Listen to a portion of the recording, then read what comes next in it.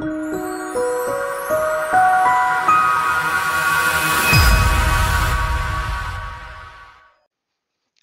what is up guys? Clinical Gaming here, and today I'm going to be talking about, first off, choosing a main, both for you and myself, what I look for, what my criteria was, and then we're going to move on to macros, add-ons, key bindings, and then kind of some of the fundamentals that you have to build before you can get into all these intricacies and immerse yourself and really be aware of the playing field, and just have a higher PvP and awareness, IQ, you could say. That's what people love to say nowadays. But for me, how I made a decision choosing a main goes a little like this. Um, Lucky enough for me, I was able to get in beta, and that allowed me to test all my classes, and essentially every single class that I could possibly want, right? So there was never an issue of, oh, I don't have it leveled, I don't know if it's scaled, I don't know if I'm gonna like how this ability is gonna feel. So I got to basically test everything. That being said, I've played. Uh, Almost every class at some point seriously during uh, the inception of WoW, during vanilla. My first character ever was a hunter who I only killed boars and things like that to level 20. And then I got to Duskwood, and that was the end of that. And then I was like, I hate this game. No, thank you. And so I went and made a rogue because I could sneak around all the packs. But as time has grown and my priorities have grown different as well, it really comes down to what you're looking for. Are you looking for a range DPS where you're going to cast spells? Are you looking for a range DPS where you're not going to cast spells? It's more physical damage. Are you looking to heal? Are you looking to tank? Are you looking to be a melee DPS? Do you want to deal mostly magic damage? Do you want to deal mostly physical damage? Do you want to be highly mobile? And many of these things, you're probably thinking to yourself, well, I want them all. Unfortunately, that's not the case. That's not how class balance works, and that's why this game doesn't revolve around single player, um, you know, advantages and disadvantages. So there are four main types of class choices essentially that you can make. You can be a DPS, a heal, a tank, or more of a utility hybrid uh, sort of specialization. And I used to be all about DPS. Then I used to be all about healing, and for me now, moving into BFA, and it's always one of the best times. It's always one of the most exciting times to actually get out and like make a new class, and learn that class, or even with the classes that you've had leveled and they've just been sitting up on the shelf, and you want to dust them off and take them down and see what they got. If you're Chaos Bolt and Win character just sitting in your character screen and you're like, I don't know, like that looks pretty good. Give it a shot, why not? But anyways, so for me, uh, I am going to be maining a discipline priest and an arms warrior. And my reasoning for that is, first off, arms warrior has been my main for as long as I can remember now. And this is one of the best iterations, in my opinion, that warriors have ever seen, arms warriors have ever seen, as far as their viability in PvP, without a doubt. I mean, infinite executes, infinite charge executes. It's like being a demon hunter that's tankier, and in my opinion, it's just. I mean, I'm just ecstatic for the changes they made. I mean, that being said, we're not as overpowered as rogues. BM hunters are a whole new thing, and we haven't established a meta yet, so we can't really judge. But I'm guessing with a pretty high chance that RMP is going to be insanity. Um, And then my second choice, who I'm logged on to right now, Clinical P. That's my priest, and that's my second choice. And I really chose this character. Well, actually, so I chose the warrior for those big numbers. Um, like just smashing things, doing damage. But the little intricate things you can do with like the charge kicks, the focus interrupts, the blade storming roots with your cancel aura macros, your executes just at the right time, um, just kind of that constant pressure you have, and I really enjoy that actually. Um, you do have to kind of have a pocket healer with you, so if you're gonna do twos, it should be a healer. But sitting in D stance, you still do a ton of damage. And then moving on to the priest, they're the trifecta. They're the triple threat. They can heal, they can DPS, uh, they can't tank, but you know they also have utility. So in a sense, they're a trifecta, right? So that's why I chose discipline specifically, is because you're doing damage, that damage is healing, and you have insane utility. Like you have really good, you can death poly, so that's a CC escaper. You can death repentances too, you can death hexes, fears, etc, etc, etc. You have a party buff as well. You have uh, just very powerful dispels, as in you can purge spam people. At least that's the colloquial term. Purge spam, purge bang, whatever you want to call it. And then you have cleanse. You have actually pretty good CC with mind control and fear. I say pretty good, I mean really damn good. And then you have little, like, just kind of little things that make the class so unique, like life grip. Like that's such a good spell, and it inspires utility, and it galvanizes change, and the urge to like really push the class to its max potential, essentially. um and so those are the two classes that I'm going to be maining. I'm quite disappointed with my Ellie, to be honest, just because the numbers don't feel too hot, and um, the cooldown on Flame Shock, I'm just baffled by. I don't. I see no world in which that makes any sense. I was hitting like a wet noodle on beta, and I was hitting like a wet noodle on live. So I don't know. Maybe, I mean, keep in mind, everyone, numbers are going to change, and that actually brings me to a great point. Don't choose a class because it's overpowered. Like, I mean, I've said it a million times. I think everyone said it a million times. Play what you enjoy. And I could not agree more. That really, like, it's like, oh, that's such a cliche thing to say, but no, it's not. It's a realistic thing to say. Numbers are always going to change. Warriors have sucked in the past. Now they're extremely good. Demon Hunters were insane when at their inception. Now they're kind of shit. Um, Disc Priests right now are, I don't want to comment too much, but are essentially a healer and another DPS. So you're like 4v3ing in arena.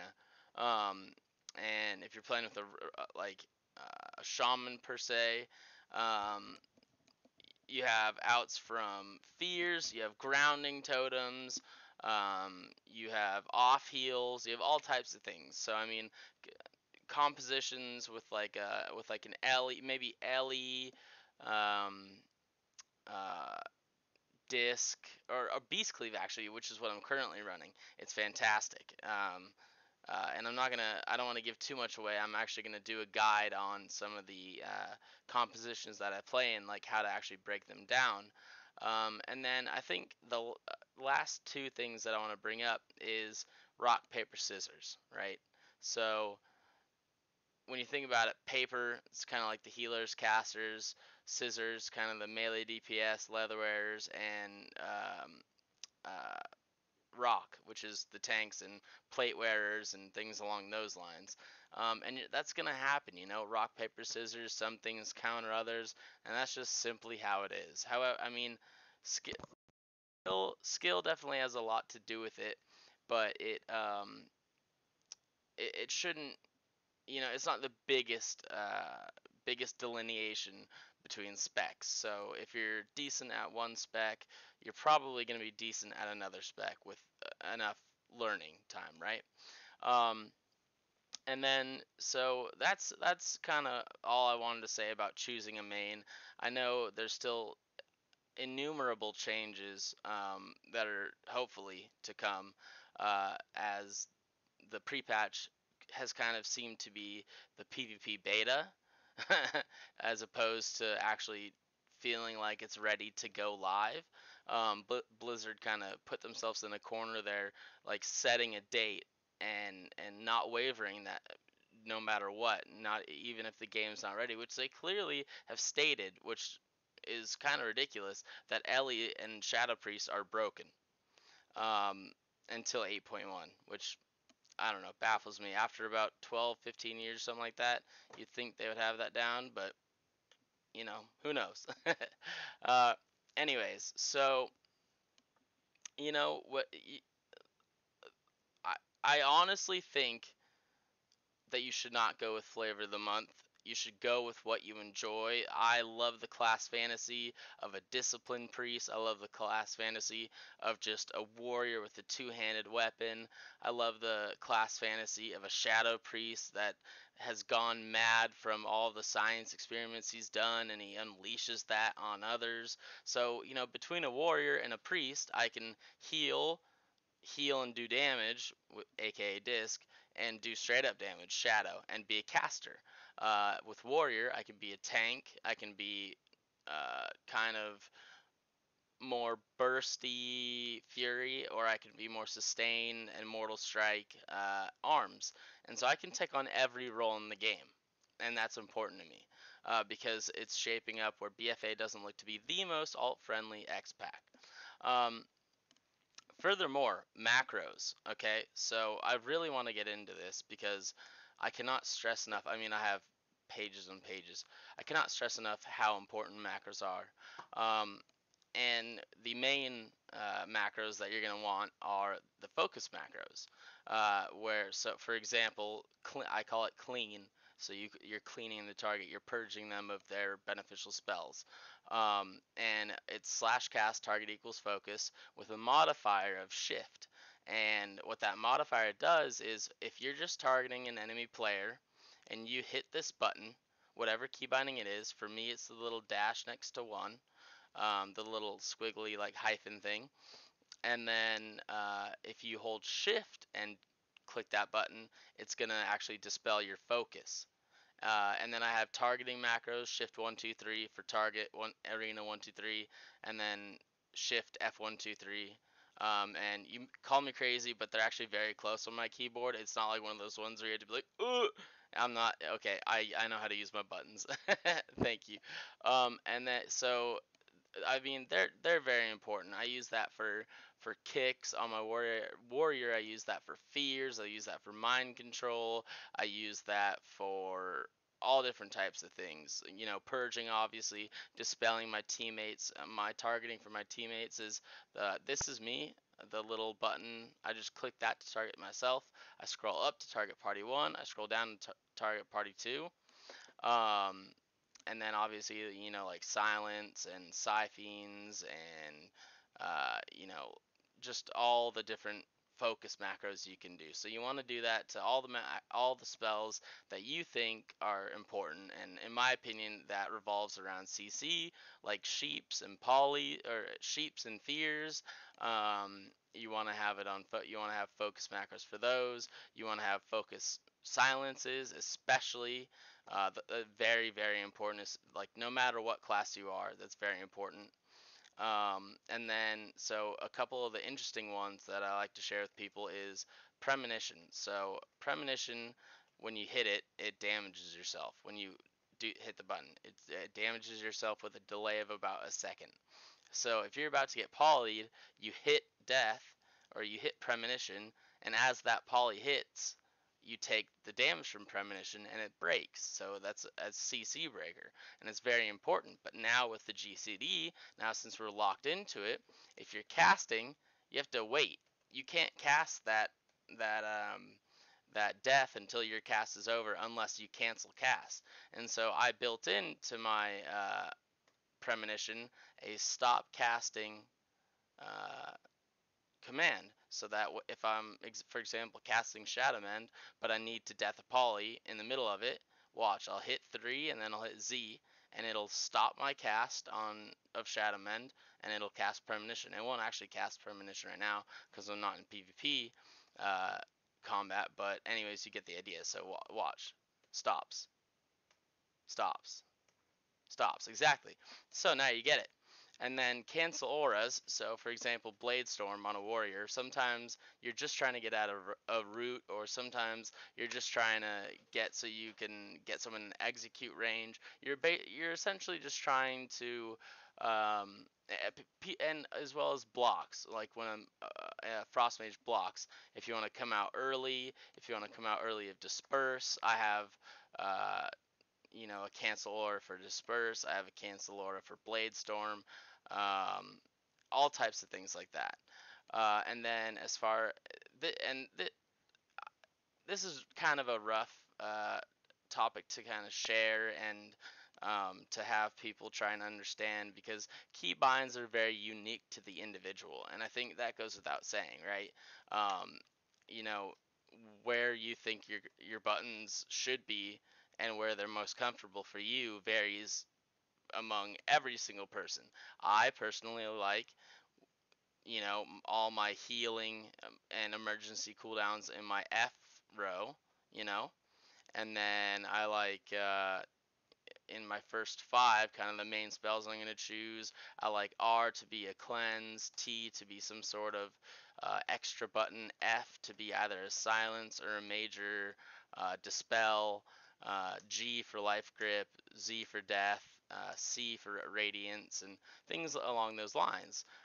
And as much as these macro or these keybinds may look cool to you and things like that, and you don't have to copy the exact binds. The idea is that you're comfortable with hitting the binds that are going to cast the spells, because you don't want to be looking down at your spell book while everyone else is looking heads up, knowing what they're doing. So it kind of comes down to muscle memory of your class and of your spec. So as the old saying goes, practice really does make perfect. And then let's see. The next thing on the list is add-ons. Okay, so I don't use a lot of add-ons, but I do have my favorites, and I will live and die by them unless I go to a tournament, which would be sad face because I love my macros or my add-ons. So I have Lorti UI, Lorti UI, and that's the black border around everything, and I just like it for the aesthetics. And then I have details, which are DPS, healing meters, resource management, miscellaneous, like who broke what, CC, who got how many interrupts, how many dispels were done, crowd control received, crowd control done, etc., etc., etc. And it just tells you all the details of the game. It'll tell you your actual damage breakdown, and things along those lines. So it's very useful, especially in testing and in beta and things like that. And when you're testing a class out, you want to see, how does this spec stand up next to this one, and how do they compare, how do they differ, and which do I like more, etc.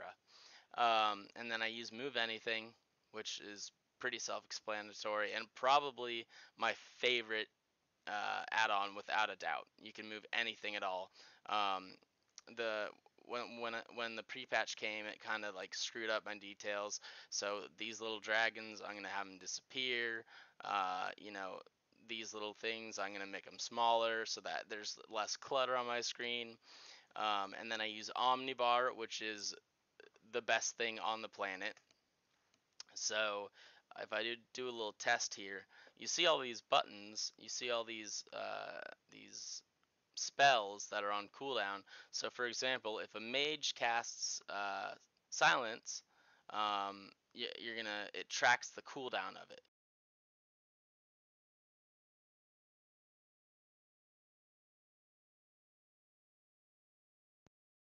That's really annoying. I don't know why my mic keeps doing that. So whatever you want to have tracked, you can do with Omnibar, and that's really cool in my opinion. And then Prat is just a chat little editing thing, so you can see like what time someone did what, and it saves your chat logs. So if you log off and log back in, you still have your chat logs and things like that. And then Gladius or S Arena is what I use for my arena frames, and that's just pretty standard. If you do arena, you probably know those. And last but not least, I change in my interface. Oops, sorry. Uh, Interface game. Display. No, it's names, and I click off uh, a couple things like aggro loss. I haven't even done that yet, but enemy units. So I always show nameplates. I show enemy units. I show minions, which is like their pets, guardians, and totems. And then minors I don't show because it's just like little imps and things like that. That's just like, I don't know, way too cluttery, like versus warlocks and things like that. And then I do larger nameplates. I don't do friendly nameplates. It gets too cluttered. It gets me kind of confused because I like it to be class color. And then raid profiles, I like to use kind of just health percentage. I wish they had both, but you can't choose that. And then the height and width max. I keep the groups together, things like that, and all that. So that's kind of my UI, my add-ons, my macros. I have I mean, I have a ton of macros on my warrior as well, and it's just it essentially is composed of focus macros, targeting macros, and cancel aura macros, and on my caster, stop casting macros so that you can get a death off without being globaled and getting in a full poly, etc. Um, and then, last thing that I actually did want to touch upon um, is now is the perfect time for you to test everything, right? So no matter the numbers, no matter how it feels going up against a rogue, because rogues are ridiculous. Don't get disheartened. Um, I personally am so looking forward to BFA. I think it's going to be a fantastic expansion. Um, People are so pessimistic, and I don't understand why play a game that you're so pessimistic about and don't like. You know, we as a community are always complaining, it seems, instead of being thankful for what this amazing game has provided us. And that's the reason we've played for so long. It is such an amazing game, and it is so immersive, and it once it hooks you, you always come back for more. And people are constantly like, oh, we want change, we want balance. Well, Blizzard made the global cooldown change so that the game would kind of have a slower pace, and strategy is going to take over instead of just going pound onto my keyboard, hit Swifty button, and hope something dies. You actually have to start thinking about things and setting up. And people are like, "Oh, Wrath is my favorite expansion." Well, to me, this expansion actually closest in my this is only my opinion, mirrors Wrath closest for me. Just in the style of classes having a lot of their core cool utility buttons back and things along those lines. Um, so you guys know that now I'm maining a warrior and a disc. I'm gonna level them up both at the same time, or one right after the other, so they're both 120 in relatively the same amount of time. And then we have so much to come. Uh, just looking at the schedule right now, I mean, I wish I could tell you guys, but it would just be a total spoiler. I'm gonna be meeting with some people on Skype, and I hope the deal goes through because it would be a fantastic event, and I think you guys would really really enjoy it.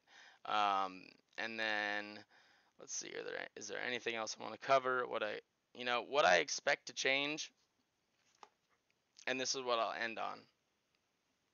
What I expect to change between pre-patch and the actual release of BFA is not that much. I expect some minimal number tuning.